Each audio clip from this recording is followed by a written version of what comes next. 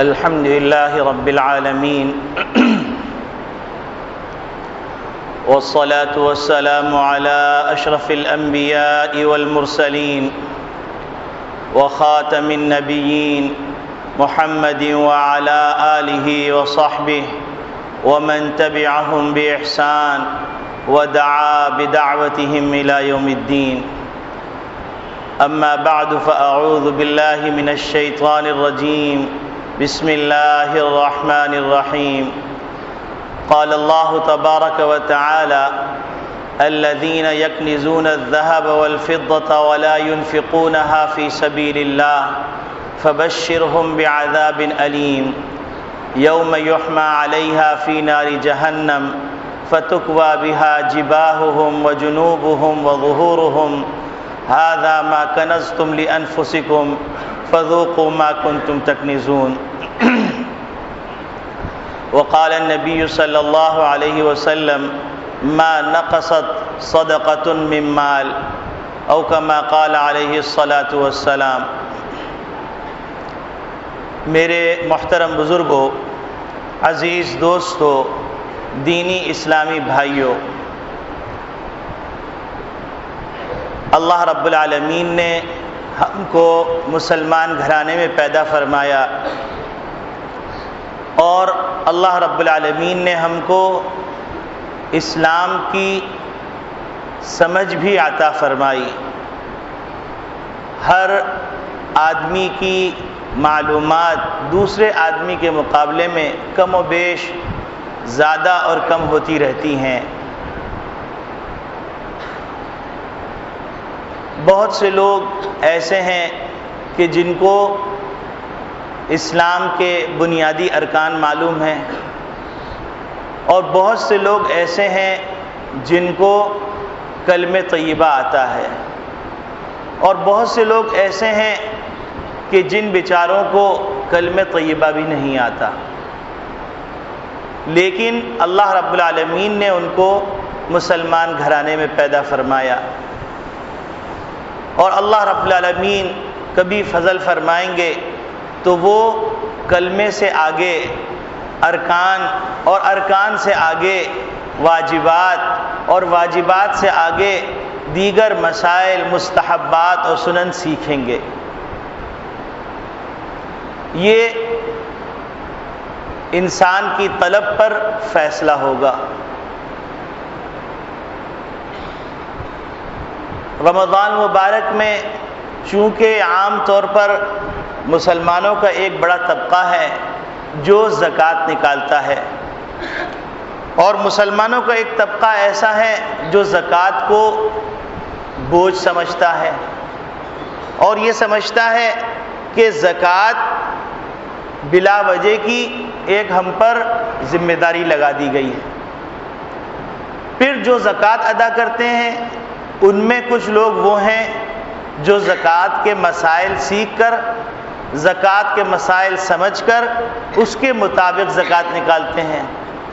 اور کچھ لوگ ایسے ہیں جو زکوٰۃ اس طور پہ نکالتے ہیں کہ سال بھر کچھ نہ کچھ خیرات کرتے رہتے ہیں، اور سال کے آخر میں یہ کہتے ہیں کہ ہم نے سال بھر خیرات کر دی، اب اللہ میاں خود ہی اس کو ایڈجسٹ کر لیں. معاشرے کے اندر ایسے طبقات بھی ہیں، اور ایسے طبقات بھی ہیں کہ وہ زکوٰۃ تو زیادہ بنتی ہے لیکن نکالتے کم ہیں. تو مناسب معلوم ہوا کہ اس جمعے کو اور اگلے جمعے کو انشاءاللہ زکوٰۃ کے احکامات، زکوٰۃ کے مسائل، زکوٰۃ کے مصارف، زکوٰۃ کب واجب ہوتی ہے، زکوٰۃ کی شرائط، اس موضوع پر کچھ بات کر لی جائے. کیونکہ الحمدللہ ثم الحمدللہ کراچی کا ایک مقتدر حلقہ جمعے کے اندر موجود ہے، اور اگر اس مقتدر حلقے کے ذریعے سے بات جو نبی کریم صلی اللہ علیہ وسلم کی بات ہے، جو اللہ کا حکم ہے، وہ رفتہ رفتہ معاشرے کے اندر پھیل جائے تو اللہ رب العالمین کیا بعید ہے کہ کہنے والے کی بخشش فرما دیں، اور کیا بعید ہے کہ سننے والے جب آگے پہنچائیں تو اللہ رب العالمین ان کے اس عمل سے ان کی بخشش فرما دیں، اور کیا بعید ہے کہ جب اس اہم رکن کو ادا کرنے کے لیے لوگ آمادہ ہو جائیں تو پھر معاشرے کے اندر جو ایک تفاوت ہے اور معاشرے کے اندر ایک عجیب غریب بے ہنگمی ہے، اس بے ہنگمی کا سد باب ہو جائے۔ کیونکہ مسلمان اگر 100% زکوٰۃ ادا کرنے لگے تو پھر زکوٰۃ لینے والا نہ ملے۔ حضرت عمر بن عبدالعزیز رحمۃ اللہ علیہ کے زمانے میں جب انہوں نے صحیح طور پر سارا نظام خلافت علی منہاج النبوہ لے کے آ گئے اور سارے نظام کو اس بنیاد پر لے آئے کہ نبی کریم صلی اللہ علیہ وسلم اور خلفائے راشدین جس نظام پر اس نظام کو چلانا چاہتے تھے اور چلا رہے تھے، تو اس کا نتیجہ یہ ہوا کہ ایک قلیل عرصے کے اندر زکوٰۃ لے کے لوگ پھرتے تھے اور زکوٰۃ لینے والا نہیں ملتا تھا۔ یہ اسلام کا ایک اہم رکن ہے، اور اللہ رب العالمین نے جہاں پر بھی اس کا تذکرہ فرمایا ہے اس کو نماز کے ساتھ ذکر فرمایا ہے۔ اللہ رب العالمین نے فرمایا اقیموا الصلاۃ وآتوا الزکاۃ، یعنی قیامت تک کے آنے والے انسانوں کے دل و دماغ کے اندر یہ بات بٹھا دینا چاہتے ہیں کہ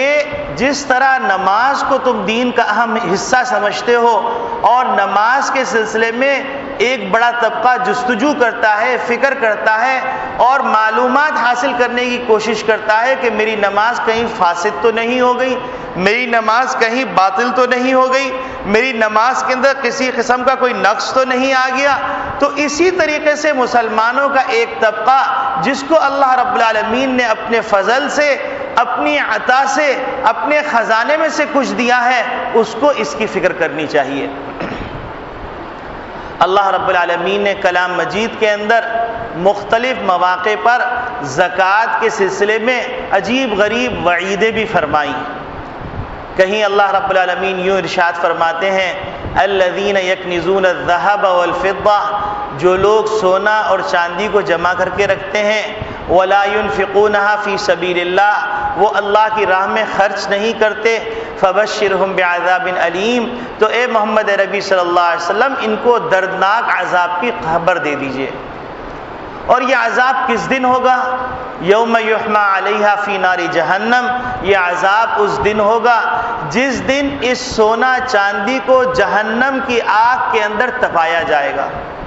فتکوی بہا جباہہم وجنوبہم وظہورہم، پھر اس سونے چاندی کے ذریعے سے ان لوگوں کو جو سونے کو جمع کرتے ہیں، چاندی کو جمع کرتے ہیں، لیکن اللہ نے جو اس کے اوپر حق رکھا ہے اس حق کی ادائیگی نہیں کرتے، تو ان کی پیشانی کو، ان کے پہلوؤں کو، ان کی کمر کو داغا جائے گا اس سے۔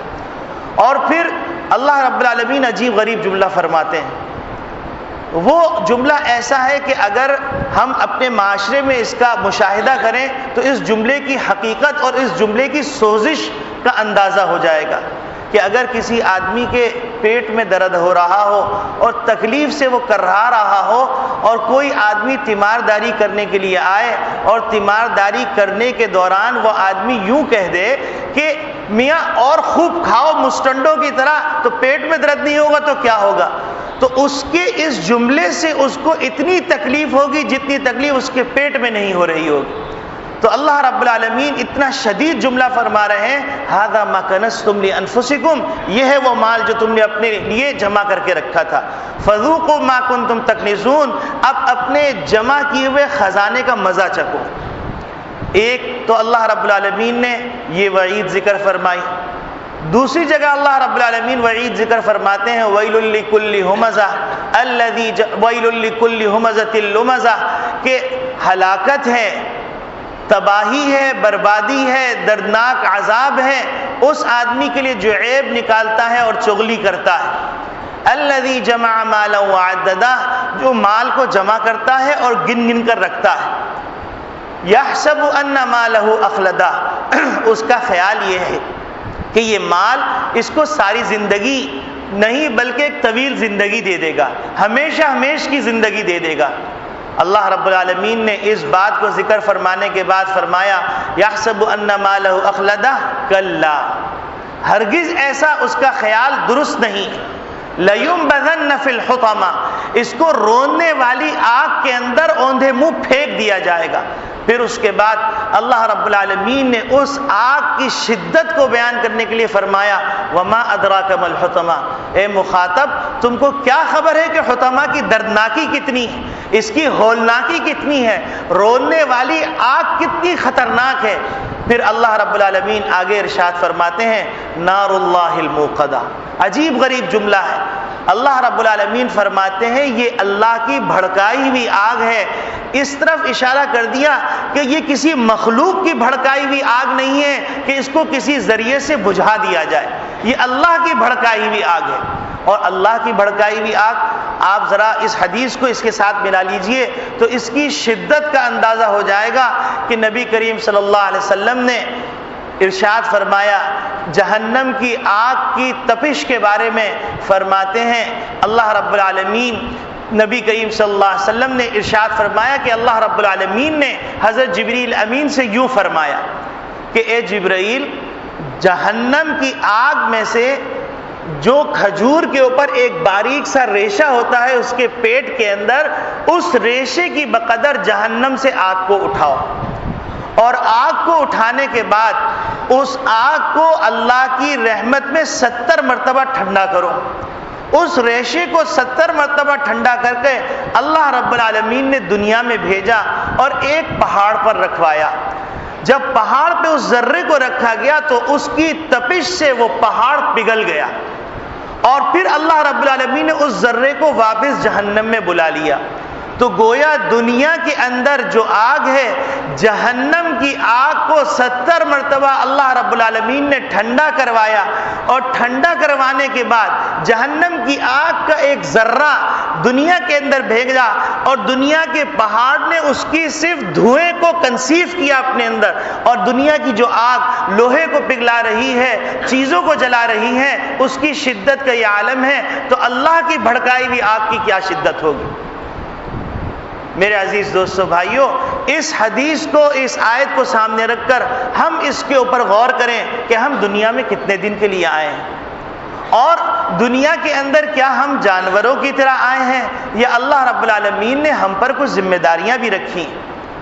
اور ہم کو اللہ کے پاس لوٹ کے جانا ہے۔ دنیا کے اندر مختلف فلسفے وجود میں آئے، مختلف لوگ وجود میں آئے، انہوں نے اللہ رب العالمین کا انکار کر دیا، انہوں نے اللہ کی نعمتوں کا انکار کر دیا، انہوں نے جنت اور جہنم کا انکار کر دیا، انہوں نے بہت سی اللہ کی جو تخلیق کی ہوئی چیزیں ہیں ان کا انکار کر دیا۔ کسی نے کہہ دیا یہ فطری چیزیں ہیں، کسی نے کہا دنیا خود بخود وجود میں آ گئی، سب چیزیں وجود میں آئیں، سارے لوگ وجود میں آئے، لیکن حضرت آدم علیہ السلام سے لے کے آج تک کوئی فرد ایسا پیدا نہیں ہوا جس نے موت کا انکار کیا۔ اتنی یقینی چیز اور اتنا یقینی سفر، اس یقینی سفر سے اتنے ہم غافل۔ تو اللہ رب العالمین ارشاد فرما رہے ہیں کہ یہ حطمہ جو روننے والی آگ ہے، یہ کوئی معمولی آگ نہیں ہے کہ فائر بریگیڈ آ کے اس کو بجھا دے یا کوئی کیمیکل اس پہ ڈال کے اس کو بجھا دیا جائے۔ نار اللہ الموقدہ، یہ اللہ کی بھڑکائی ہوئی آگ ہے، اور اس بھڑکائی ہوئی آگ کی شدت اللہ رب العالمین نے اس سے آگے اور فرمائی التی تطلع علی الافئدہ، یہ ایسی آگ ہے جو انسان کے کلیجے تک پہنچتی، یعنی ایک چیز کو جلا جلا کر اس آگ کی تپش انسان کے کلیجے تک چلے جائے تو کتنی خطرناک آگ ہوگی۔ پھر اس کے بعد اللہ رب العالمین فرماتے ہیں کہ التی تطلع علی الافئدہ، کہ یہ آگ ایسی ہے جو انسان کے کلیجے تک پہنچتی۔ یہاں پر یہ دو وعیدیں ذکر کرنے کے بعد ہم اور آپ مل کر غور کریں کہ اللہ رب العالمین 70 ماؤں سے زیادہ مہربان، اللہ رب العالمین بے شمار انعامات کرنے والے،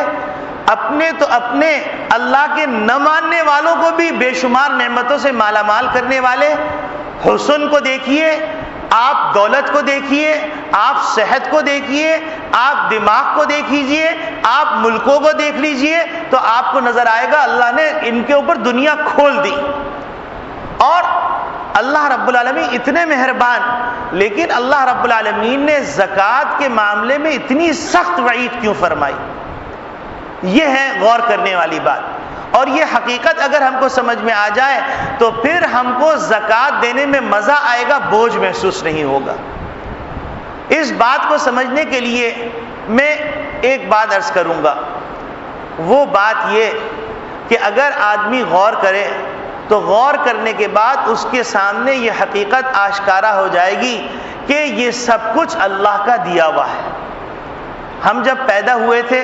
تو خالی ہاتھ تھے، رو رہے تھے، جسم پہ کپڑا نہیں تھا،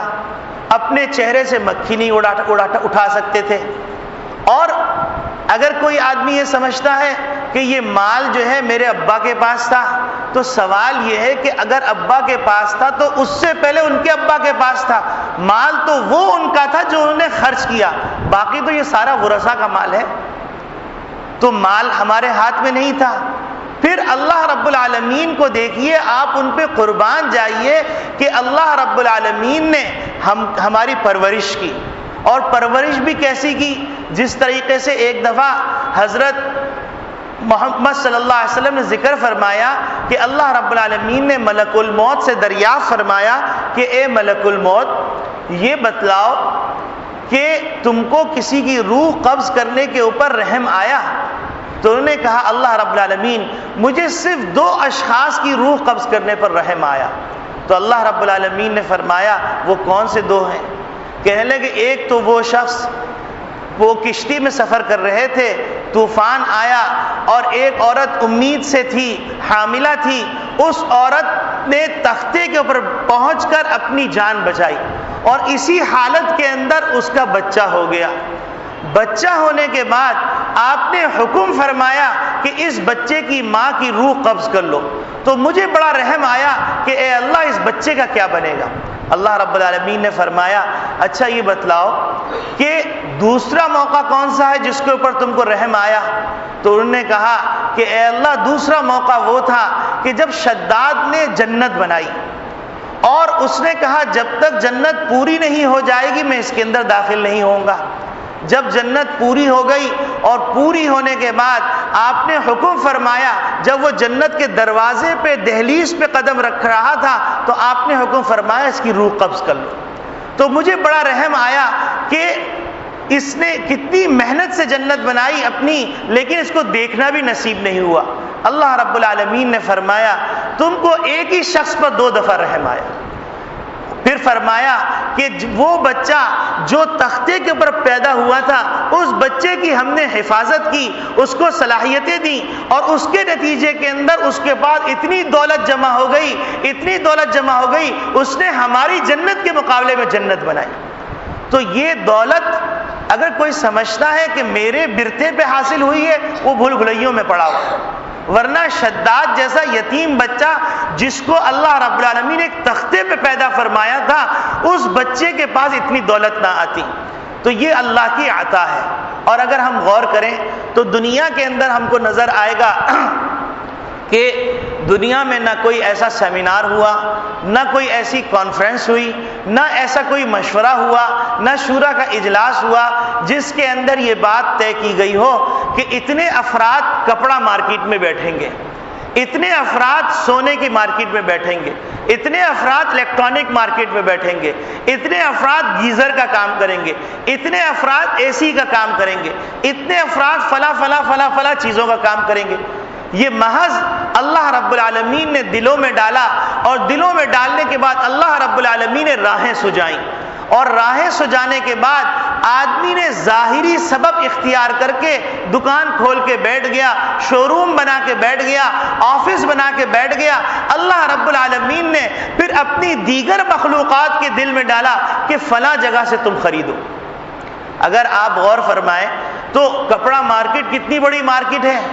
خالی دکان کھولتے ہیں اور جب بند کر رہے ہوتے ہیں تو اللہ کی نعمت ہر ایک کی تجوری میں پڑی ہوئی ہوتی. یہ گاہک کس نے بھیجے؟ آپ کے پاس بھی وہی کپڑا ہے اور برابر والے کے پاس بھی وہی کپڑا ہے، اس کے برابر والے کے پاس بھی وہی کپڑا ہے، لیکن کچھ لوگ آپ کے پاس آ رہے ہیں، کچھ لوگ آپ کے پڑوسی کے پاس جا رہے ہیں، کچھ لوگ اس کے پڑوسی کے پاس جا رہے ہیں۔ اسی طریقے سے ایک بزرگ کے مرید کہنے لگے کہ اب ان کا انتقال ہو چکا ہے، ان کی اسلامی کتابوں کی دکان تھی، وہ کہنے لگے کہ ایک دفعہ ایسا ہوا کہ موسلا دھار بارش ہو رہی تھی اور اتنی بارش ہوئی کہ گھٹنوں گھٹنوں تک پانی جمع ہو گیا، راستوں کے اندر نہر کا سما بنا ہوا تھا۔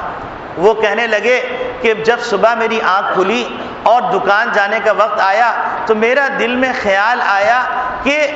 اس بارش کے اندر دینی کتب خریدنے کون آئے گا، کیونکہ ہمارے معاشرے کے اندر ایک کمزوری یہ بھی ہے کہ انسان اپنی ساری ضروریات، ساری خواہشات کے مکمل ہو جانے کے بعد دینی کتب کے لیے اگر کچھ پیسہ بچتا ہے تو پھر وہ دینی کتب خریدی جاتی ہے اور وہ دینی کتب پھر مطالعے میں لائی جاتی ہے۔ تو وہ کہنے لگے کہ میرے دل میں خیال آیا کہ دینی کتب تو اس وقت کے معاشرے کی ثانوی نہیں، ثالثی بلکہ رابعی ضرورت ہے، یعنی سی کیٹیگری، ڈی کیٹیگری یا ایف کیٹیگری میں آتی ہے۔ تو پھر ساتھ ساتھ کہنے لگے مجھے خیال آیا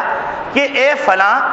تم تو کوئی اپنے رزق کے ذمہ دار نہیں ہو، وَمَا مِن دَابَّةٍ فِي الْأَرْضِ إِلَّا عَلَى اللَّهِ رِزْقُهَا، اللہ نے تمہارے رزق کی ذمہ داری لی ہے، تم جس چیز کے ذمہ دار ہو تم وہ کام کرو، باقی اللہ جس کے ذمہ دار ہے اللہ وہ اپنا کام کرے گا۔ وہ کہتے ہیں کہ میں نے اپنے چابی اٹھائی دکان کی اور میں اس بارش کے اندر گیا، جا کے دکان کھول کر پھر جو ترتیب کرنی تھی ترتیب کر کے میں دکان میں بیٹھ گیا، اور پھر ساتھ خیال آیا کہ آج تو کوئی گاہک نہیں آئے گا، چلو قرآن شریف کی تلاوت کرتا ہوں۔ کہنے لگے کہ میں نے قرآن شریف کی تلاوت شروع کی، کیا دیکھتا ہوں کہ لوگ چھتریاں لگائے ہوئے، برساتیاں لگائے ہوئے کشا میری دکان پہ چلے آ رہے ہیں۔ تو پھر میں نے کہا یا اللہ یہ کیا ماجرا ہے، ان کو ایسی کیا ضرورت پیش آ گئی، بارش کے اندر دینی کتب خریدنے کے لیے آ رہے ہیں۔ کہنے لگے جتنی روزانہ میری سیل ہوتی اتنی یا اس سے کچھ زیادہ ہی سیل ہوئی۔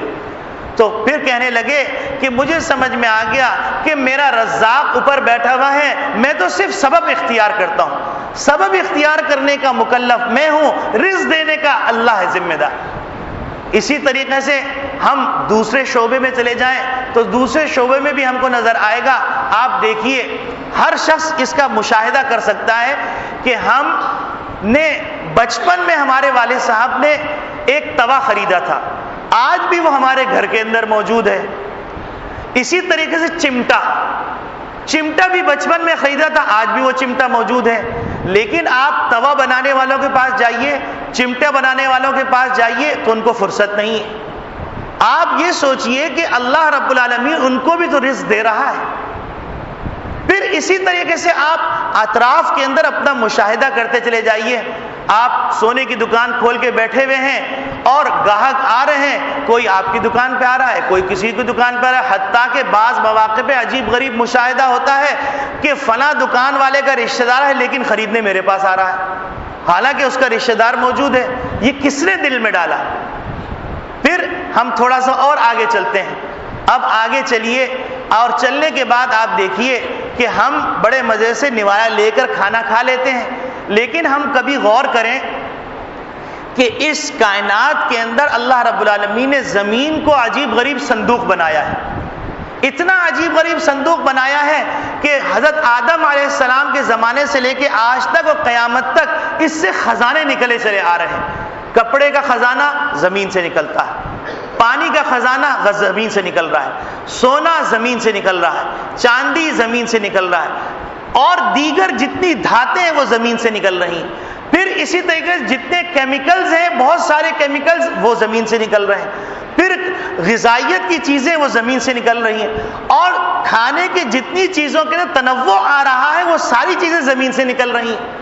پھر اب آپ اس کو دیکھیے کہ اللہ رب العالمین نے اس زمین کو ایک طرف اتنا سخت بنایا کہ کھودنے کے لیے بیٹھیے تو بعض دفعہ کدار ٹوٹ جاتا ہے، اور اللہ کی قدرت کو دیکھیے تو اللہ رب العالمین نے کہا کہ تم ہل چلاؤ۔ ہل چلانے کے بعد اللہ رب العالمین نے ایک بے جان دانہ ڈالنے کا حکم فرما دیا۔ اب ہم نے بے جان دانہ زمین کے اندر ڈال دیا، اور اس زمین کے اندر اگر کوئی چلا جائے تو اس سے نکلنا مشکل۔ اللہ رب العالمین کو دیکھیے، ایک طرف اللہ رب العالمین نے ہم کو اس بات کا پابند بنایا کہ تم اس زمین کے اوپر ہل چلا کر دانہ ڈال دو، دوسری طرف اللہ رب العالمین کا نظام دیکھیے، اللہ رب العالمین نے چونکہ اس کو پانی کی بھی ضرورت ہے، اس کو ہوا کی بھی ضرورت ہے، اس کو آکسیجن کی بھی ضرورت ہے، اس کو شعاعوں کی بھی ضرورت ہے، اس کو شبنم کی بھی ضرورت ہے، اس کو چاند کی کرنوں کی بھی ضرورت ہے، یہ تمام چیزیں ہیں،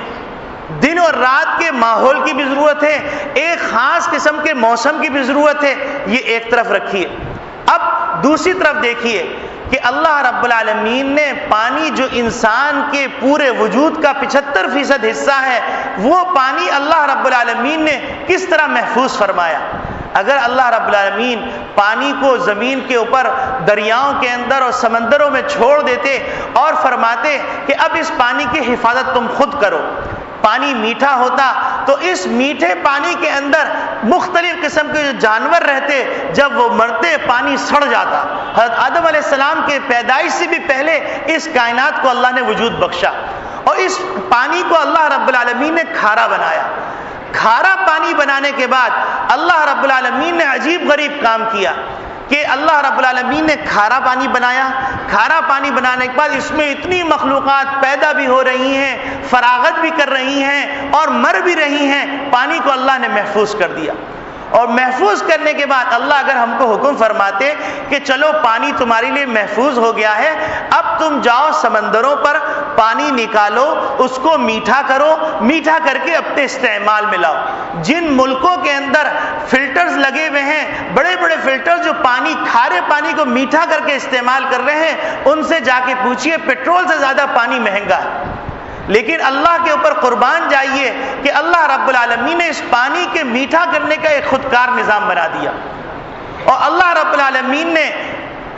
حکم فرمایا، مونسون کے بادل آئے اور مونسون کے بادل آ کے بخارات اٹھے، اور سورج کی کرنوں نے ان بخارات کو اپنے اوپر اٹھایا اور مونسون کے بادلوں نے اپنے اندر محفوظ کر لیا۔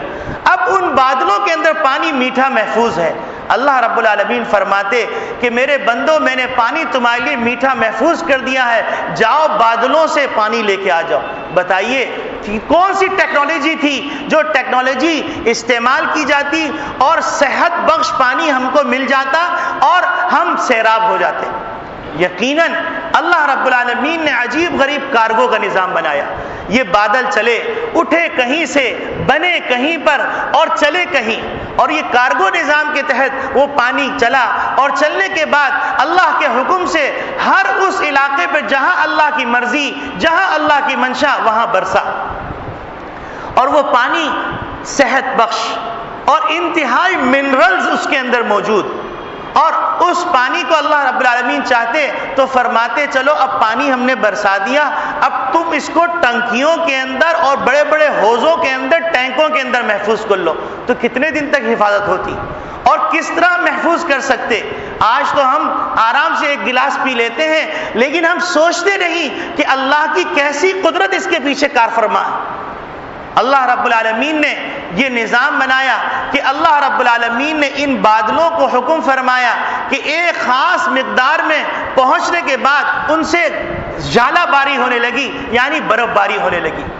اور برف باری کے ذریعے سے اللہ رب العالمین نے پہاڑ کی چٹانوں کے اوپر، تاکہ اس اسٹوریج کیا ہوا پانی اس کو کوئی جانور، کوئی درندہ، کوئی مخلوق گندا نہ کرے، اللہ رب العالمین نے پہاڑ کی چوٹیوں پر، ہمالیہ کی چوٹی پر، کیٹو کی چوٹی پر اور مختلف چوٹیوں پر اس پانی کو اسٹور کر دیا۔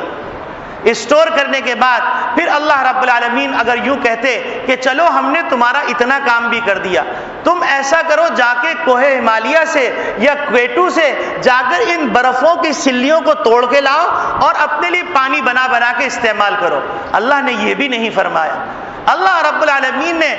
اس بارش کے بعد اور اس برف باری کے بعد اللہ رب العالمین نے اپنے سورج کو حکم فرمایا، سورج نے ایک خاص انداز سے اس کے اوپر کرنیں ڈالی، اور ان کرنوں سے وہ ایک خاص مقدار میں پانی پگھلا، اور پگھلنے کے بعد نہروں کے ذریعے سے وہ پانی پہنچا، دریاؤں کے اندر آیا، اور پھر وہ پانی ہمارے کھیتوں کے اندر آیا، اور پھر اس کے بعد اللہ رب العالمین نے اتنے عجیب غریب منٹوں سیکنڈوں کے نظام کے اندر اللہ کی قدرت کے نظام کے اندر یہ پانی ہمارے کھیت میں پہنچایا، ابھی اس زمین کے اندر دانا پڑا ہوا ہے، اور اللہ رب العالمین نے دانے کو حکم فرمایا اور دانا پھوٹا، اس کے اندر سے ایک کوپل نکلی، اور وہ کوپل ایسی کہ آپ بعض دفعہ دیکھیں گے کہ چیٹا بھی اس کو پکڑ کے لے کے جا رہا ہے، اور ایسی باریک کوپل کہ ایک چھوٹا بچہ جو اپنے لیے کچھ نہیں کر سکتا وہ بچہ بھی اس کوپل کو مسل سکتا ہے۔ اس کوپل نے زمین کو پیٹ کو شق کیا اور کوپل باہر آ گئی، اور ایسی کوپل نرم و نازک اللہ رب العالمین نے اس کوپل کی حفاظت فرمائی، لوگوں کے رونے سے حفاظت فرمائی، اللہ رب العالمین نے جانوروں سے اس کی حفاظت فرمائی، اللہ رب العالمین نے دیگر مخلوقات سے اس کی حفاظت فرمائی، اور وہ کوپل بڑا ہوا، بڑی ہوئی، اور بڑے ہو کر ایک پودا بن گئی، اور پھر پودے کے بعد اللہ رب العالمین نے اس کے اندر پھول پیدا فرمائے، پھول کے بعد اللہ رب العالمین نے دانا پیدا فرمایا، پھر دانے کے بعد اللہ رب العالمین نے مختلف جراثیم سے اس کی حفاظت کی، اور مختلف جراثیم سے حفاظت کرنے کے بعد اللہ رب العالمین نے سورج کی کرنیں ڈلوائیں، اللہ رب العالمین نے ہوائیں بھیجی، اللہ رب العالمین نے چاند کی کرنیں ڈالی، جس کے نتیجے کے ان دانوں کے اندر جہاں مٹھاس کی ضرورت وہاں مٹھاس پیدا فرما دی، جہاں کھٹاس کی ضرورت وہاں کھٹاس پیدا فرما دی، جہاں پر دونوں چیزوں کی ضرورت اللہ نے وہ دونوں چیزیں پیدا فرما دی، جہاں رنگ کی ضرورت اللہ نے وہاں رنگ پیدا فرما دیا، جہاں خوشبو کی ضرورت اللہ نے وہاں خوشبو پیدا فرما دی، جہاں پر رس کی ضرورت اللہ نے وہاں رس پیدا فرما دیا، جہاں پر کسی اور چیز کی ضرورت اللہ نے وہاں وہ چیز پیدا فرما دی، جہاں صفوف کی ضرورت وہاں اللہ نے صفوف پیدا فرما دیا، جہاں پر دانوں کو سلیقے سے بٹھانے کی ضرورت اللہ رب العالمین نے انار کے اندر بڑے سلیقے اور قرینے سے دانوں کو بٹھا دیا، پھر ان دانوں کی حفاظت کے لیے اللہ رب العالمین نے ایک موٹا کور چڑھا دیا، پھر ان دانوں کو جدا کرنے کے لیے اللہ رب العالمین نے بیج کے اندر پردے ڈال دیے، اللہ رب العالمین نے ان پردوں کی حفاظت کے لیے بیچ میں ایک ڈنٹھل لگا دی، اور پھر اس کے اندر نعمتیں پہنچنے کے لیے اللہ رب العالمین نے اوپر ایک پھول جیسا بنا دیا۔ یہ تمام چیزیں اللہ نے وجود بخشی، اور پھر اس کے بعد آپ غور کیجئے تو آپ کو نظر آئے گا کہ ایک ہلکی سی بیل ہے، معمولی سے بیل، اور اس بیل کے اندر سے لوکی نکل رہی، ایک معمولی سی بیل ہے، اس بیل کے اندر سے تربوز نکل رہا، ایک معمولی سی بیل ہے، اس بیل کے اندر سے خربوزہ نکل رہا۔ یہ سب اللہ نے کیا، اور اللہ نے کرنے کے بعد اللہ رب العالمین نے یہ اعلان بھی فرما دیا، ان اللہ اشترى من المؤمنین اموالہم وانفسہم بان لہم الجنہ، جان بھی اللہ کی ہے، مال بھی اللہ کا ہے، اور پھر اللہ رب العالمین اس جان اور مال کے ہم کو وقتی طور پہ مالک بنا دیتے ہیں، اور مالک بنانے کے بعد اللہ رب العالمین کی قدرت دیکھیے کہ اللہ رب العالمین فرماتے ہیں کہ میرے بندو، میں خریدار، تم بیچنے والے، میں تمہاری جان اور مال کا سودا کر رہا ہوں، تم سے میں اپنی چیز تم کو دے کر تم سے لے رہا ہوں، اور اس کے بدلے میں ایک فانی چیز کے بدلے میں تمہیں دائمی چیز دے رہا ہوں، اور وہ ہے جنت۔ اللہ رب العالمین نے ہمارے جان بھی ہم سے لے لی، ہمارا مال بھی ہم سے لے لیا، اور اس کے بدلے میں اللہ رب العالمین نے ہم کو جنت عطا فرما دی۔ تو جان بھی ہماری نہیں، مال بھی ہمارا نہیں۔ اگر اللہ فرماتے کہ میرے بندو جان تو میری ہے تو لہذا ساری زندگی سجدے میں رہنا، مال تو میرا ہے تو میرے بندو ساری جتنی دولت ہے اس کو میرے راہ میں خرچ کر دینا، تو بتائیے کیا انصاف نہ ہوتا؟ یقیناً انصاف ہوتا۔ لیکن اللہ پہ قربان جائیے، رسول اللہ صلی اللہ علیہ وسلم پہ قربان جائیے، شریعت محمدیہ پہ قربان جائیے، اور آپ دیکھیں گے کہ اللہ رب العالمین نے کہا میرے بندو 97.5% تمہارا ہوا، 2.5% تم مجھے ادا کر دو، اور پھر اس ادائیگی کے صدقے کے اندر میرا کوئی فائدہ نہیں ہوگا، تمہارا ہی فائدہ ہوگا جو میں ابھی آگے عرض کر رہا۔ اللہ رب العالمین نے اتنے سارے احسانات انعامات کرنے کے بعد ہم سے 2.5% کا مطالبہ کیا، اور اب اگر ہم یہ 2.5% ادا نہیں کرتے تو بتلائیے کہ اللہ کے غضب کو دعوت نہیں دے رہے۔ اللہ رب العالمین جو فرما رہے ہیں الذین یکنزون الذهب والفضة ولا ينفقونها فی سبیل اللہ فبشرهم بعذاب علیم، اتنی سخت وعید اللہ اسی لیے فرما رہے ہیں کہ جو لوگ سونا چاندی جمع کر کے رکھتے ہیں اور اللہ کی راہ میں خرچ نہیں کرتے، فبشرہم بعذاب علیم، ان کو دردناک عذاب کی خبر دے دیجئے۔ یوم یحما علیہا فی نار جہنم فتکوی بہا جباہہم وجنوبہم وظہورہم ھذا ما کنزتم لانفسکم.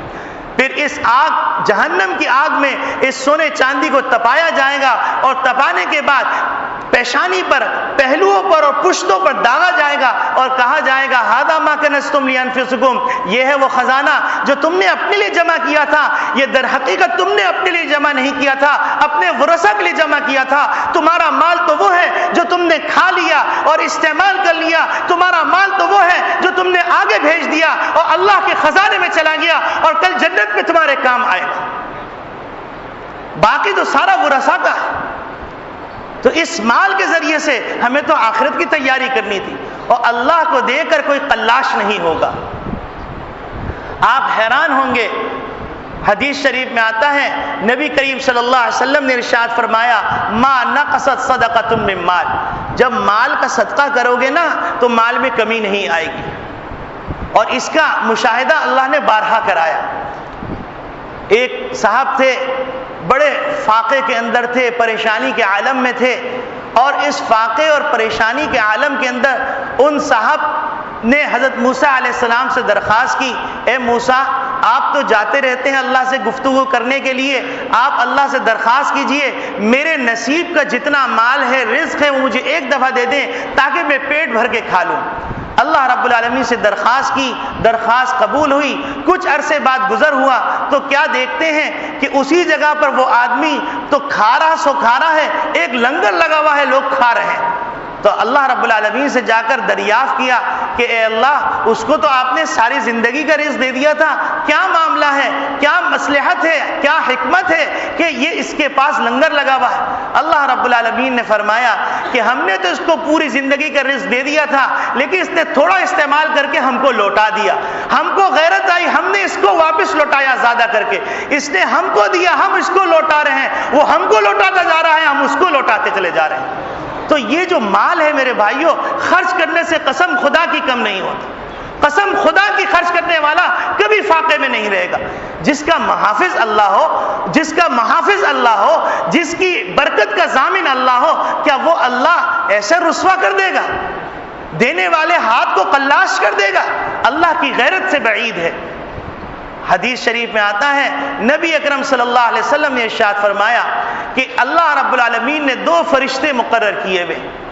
ایک فرشتہ یہ صبح سے شام تک دعا کرتا رہتا ہے، اللہم آتی منفقا خلفا، اے اللہ، اے پروردگار عالم، اے نفع دینے والے، اے رزاق، اے رزق دینے والے، اے دولت دینے والے، اے خوشیاں دینے والے، اے عزت دینے والے، اے سربلندی دینے والے، اے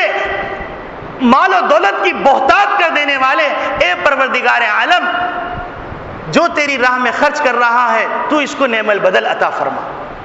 اور پھر دوسرا فرشتہ مقرر ہے، وہ فرشتہ کہتا ہے اللہم آتی ممسکا تلفا، اے اللہ مال کو روک کے رکھنے والوں کے اوپر ہلاکت کا فیصلہ فرما دیجیے.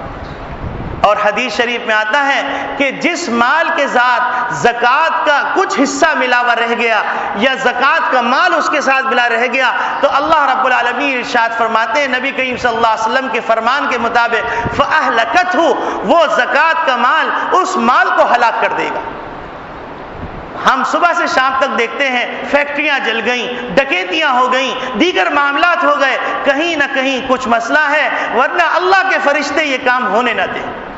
اللہ اس کے محافظ ہیں، اللہ اس مال کے محافظ ہیں. جس مال کے حفاظت کا ذمہ اللہ نے لیا ہو کوئی مائی کلال اس کو نقصان نہیں پہنچا سکتا.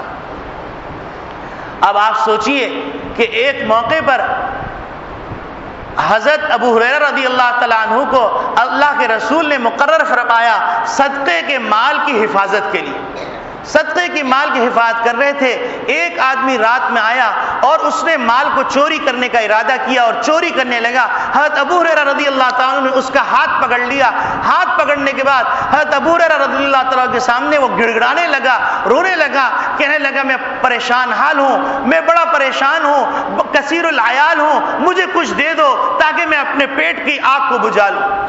حضرت ابو ہریرہ رضی اللہ تعالیٰ نے چھوڑ دیا اور صبح نبی کریم صلی اللہ علیہ وسلم کی خدمت میں واقعہ عرض کیا. نبی کریم صلی اللہ علیہ وسلم نے فرمایا کل پھر وہ آئے گا.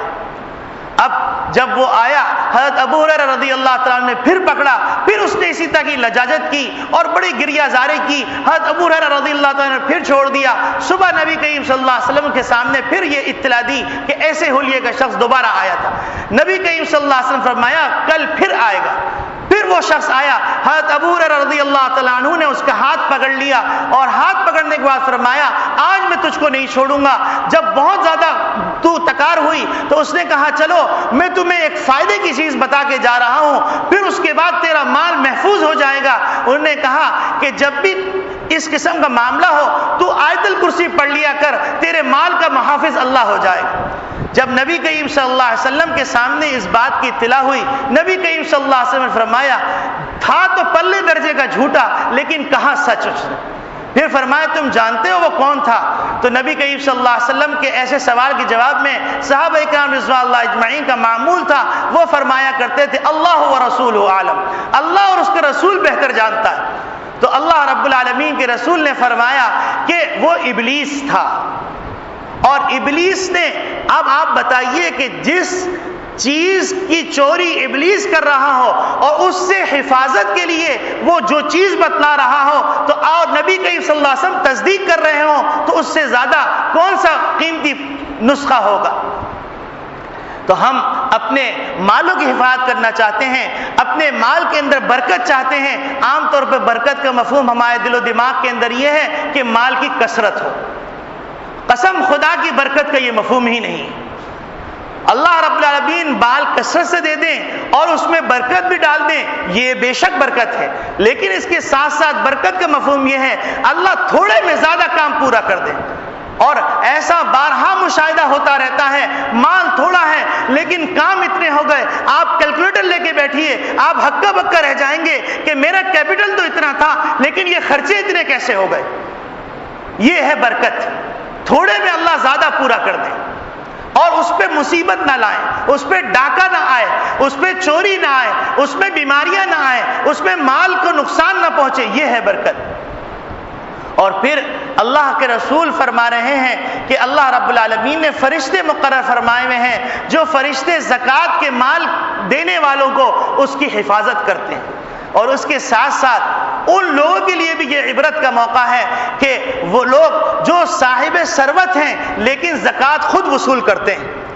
آپ بہت سے لوگوں کو دیکھیں گے کہ وہ زکوٰۃ کے ذریعے سے اپنی کوٹھیاں بناتے ہیں، زکوٰۃ کے مال کے ذریعے سے گاڑیاں بناتے ہیں، زکوٰۃ کے مال کے ذریعے سے عیاشیاں کرتے ہیں. یاد رکھیں وہ لوگ جو ایسا کام کرتے ہیں، زکوٰۃ کو غلط مصرف میں استعمال کرتے ہیں. ایک بزرگ فرمائے لگے کہ ہم ایک ایسے خاندان کو جانتے ہیں جس خاندان کے اندر ہر تھوڑے دن کے بعد ایک فرد پاگل نظر آتا ہے. تو جب تحقیق حال کی، معلوم کیا کہ یہ کیوں ہو رہا ہے تو معلوم یہ ہوا کہ یہ خاندانی طور پر زکوٰۃ بٹورا کرتے ہیں، حالانکہ زکوٰۃ کے مستحق نہیں ہیں اور زکوٰۃ کا مال اپنے اوپر خرچ کرتے ہیں. تو ان کے اوپر وہ وبال ہے، یہ اوساخ الناس ہے، یہ لوگوں کا گندا میل کچیل ہے. اس میل کچیل کو کوئی آدمی حیض کھائے گا، کوئی آدمی پخانہ کھائے گا، کوئی آدمی پیشاب پیے گا، کوئی آدمی سڑا ہوا گوشت کھائے گا. یہ سڑا ہوا گوشت ہے، یہ پخانہ ہے، یہ گندے کرسف ہیں. ان چیزوں کو ہم استعمال کرتے ہیں.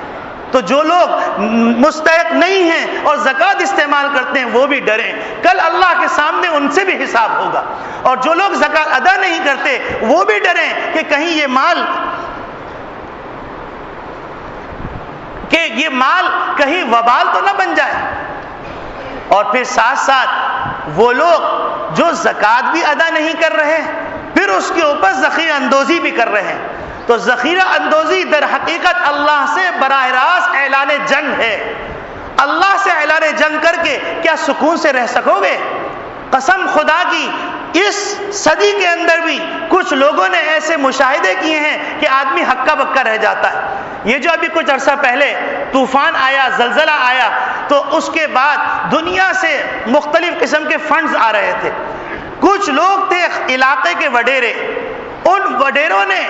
اس ذخیرے کو جمع کیا. جمع کرنے کے بعد انہیں اپنی جو گودام تھے ان گوداموں کے اندر آٹا بھر لیا اور ساری چیزیں بھر لی.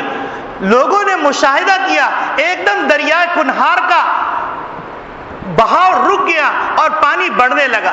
اور پانی بڑھنے لگا، وہ لوگوں کو تشویش ہوئی کیونکہ دریا کنہار کے سامنے ہی ان کا بڑے بڑے گودام تھے۔ تو ان لوگوں کو جب تشویش ہوئی تو تشویش ہونے کے بعد ان لوگوں نے مشینیں منگوا کے اس کو توڑنے کی کوشش کی، لیکن پھر بھی نہیں ٹوٹا، پریشان رہے، پانی بڑھتا رہا اور پھر دنیا نے دیکھا، قدرت نے اس زمانے میں یہ چیز دکھائی کہ وہ پانی بڑھتے بڑھتے اس نے پورے گودام کو حصار میں لیا، حصار میں لینے کے بعد پانی نے ایک زور کا جھپاکا مارا، دروازے ٹوٹے، اور پھر دنیا نے دیکھا پانی باضابطہ طور پر بوریوں کو نکال کے لا رہا تھا اور پانی کے اندر وہ بوریاں بہہ رہی تھی، اور جب سارا گودام خالی ہو گیا اس کے بعد دریا کنہار نے پھر بہنا شروع کر دیا۔ تو ان لوگوں کی کیا عزت رہ گئی؟ وہ اللہ نے ان کو دنیا میں رسوا کیا، پھر دنیا نے دیکھا کہ وہ لوگ خود لائن میں لگ کر بھیک مانگ رہے تھے۔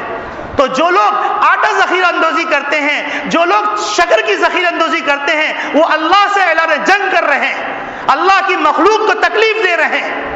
اور اللہ کی مخلوق کو تکلیف دے کر جب وہ نوالے ان کے بچوں کے پیٹ میں جائیں گے، وہ بچے انسان کے نہیں ہوں گے، وہ بچے بچھو کے ہوں گے، وہ بچے ڈسنے والے ہوں گے، وہ بچے وہ ہوں گے جو اپنے باپ کو اپنے کندھے پہ بٹھا کر جہنم کے اندر پھینک کے آئیں گے، اپنے باپ کو اولڈ ہاؤسز میں جمع کر کے آئیں گے۔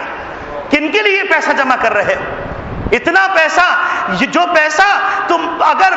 تمہاری 7 پشتیں کھائیں تو پھر بھی پورا ختم نہ ہو، وہ پیسہ جس پیسے کو جمع کر کے ہم نے اپنی زندگی کے اندر دیکھا اب تک 3 نسلیں ختم ہو چکی ہیں، لیکن اس پیسے کو استعمال کرنے کی نوبت نہیں آئی۔ اللہ رب العالمین فرما رہے ہیں الذین یکنزون الذهب والفضة ولا ينفقونها، جو لوگ مال کو جمع کر رہے ہیں، سونا چاندی کو، اور اس کو اللہ کی راہ میں خرچ نہیں کر رہے، اللہ کی مخلوق کو تکلیف دے رہے ہیں، تو پھر ان کے لیے کیا ہے؟ فبشرهم بعذاب علیم، ان کے لیے دردناک عذاب ہے۔ یوم یحمى علیہا فی نار جہنم، یہ دردناک عذاب اس دن ہوگا جس دن اس سونے چاندی کو اور اس سے حاصل کی ہوئی چیزوں کو تپایا جائے گا، اور تپانے کے بعد پھر اس کے بعد پشت کو، کمر کو اور پیشانی کو داغا جائے گا، اور تن سے کہا جائے گا ھذا ما کنزتم لانفسکم، یہ ہے وہ خزانہ جو تم نے لوگوں کی جان و مال کو لوٹ کے جمع کیا، ما کنزتم لانفسکم فذوقوا ما کنتم تکنزون، اب چکھو اپنے خزانے کا مزہ۔ پھر بیٹا باپ کو قتل کرے گا، باپ بیٹے کو قتل کرے گا، یہ پیسہ کام کسی کے نہیں آئے گا۔ کامیاب لوگ ہیں وہ جو اپنے مال کو آگے انویسٹ کر رہے ہیں، کامیاب ہیں، مبارکباد کے مستحق ہیں جو اپنے مال کو اللہ کی مخلوق کے سکون کے لیے استعمال کر رہے ہیں۔ اور جو لوگ اس مال کے اوپر اژدہا بن کے بیٹھے ہیں، کیا اژدہا بننے کے بعد شداد یاد نہیں آتا؟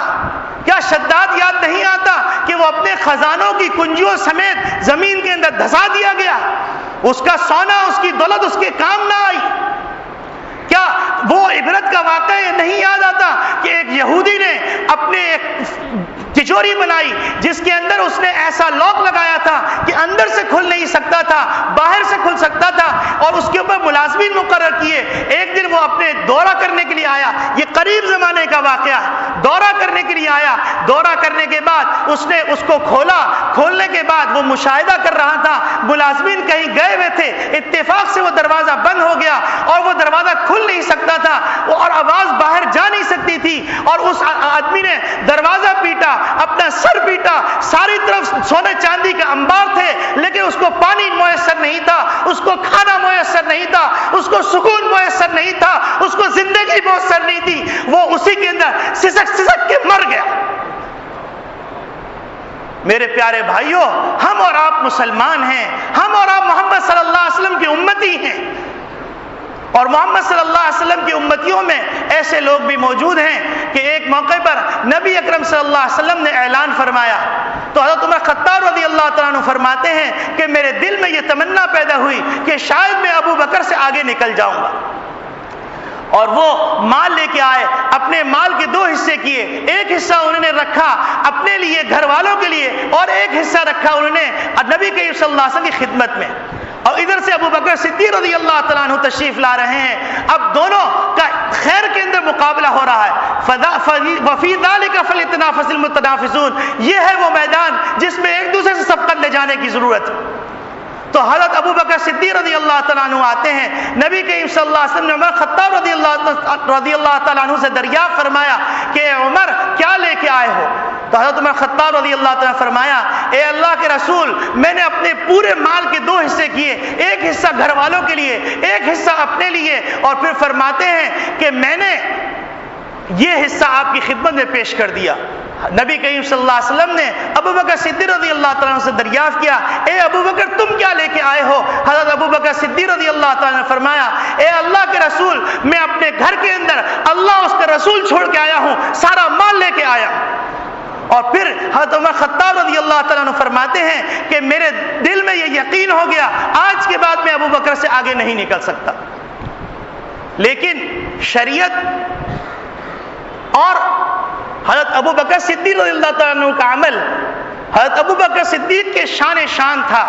وہ عمل ہمارے آپ کے لیے نہیں ہے۔ یہ وضاحت کر دو کہ کوئی آدمی جوش اور جذبات کے اندر اپنے گھر والوں کو فاقے میں ڈال دے اور سارا مال خیرات کر دے۔ ایسے لوگ بھی میں نے دیکھے، اللہ نے ان کو سب کچھ دیا، پاگل ہو گئے، بیوقوف ہو گئے اور کسی جعلی پیر کے ہتھ کنڈے میں آ گئے، اور آنے کے بعد انہوں نے اپنی دکان اپنے ملازم کو دے دی۔ اب روڈ کے اوپر ایسے دندراتے پھرتے ہیں، کبھی چیل کو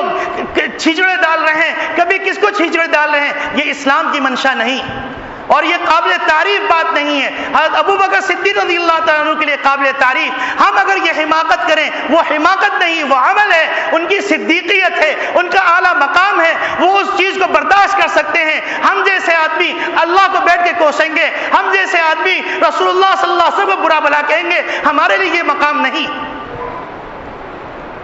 تو میرے عزیز دوستو بھائیو، اس عمل کو عام کرنے کی ضرورت ہے۔ جب ہم اس عمل کو عام کریں گے تو آپس میں محبتیں پیدا ہوں گی، آپس میں سکون ہوگا، غم خواری کا جذبہ ہوگا، تو آپ غریب پہ غم خواری کریں گے اور غریب کے دل میں آپ کی محبت ہوگی، کیوں؟ آپ اس کی کفالت کر رہے ہیں۔ اللہ رب العالمین ہم سب کو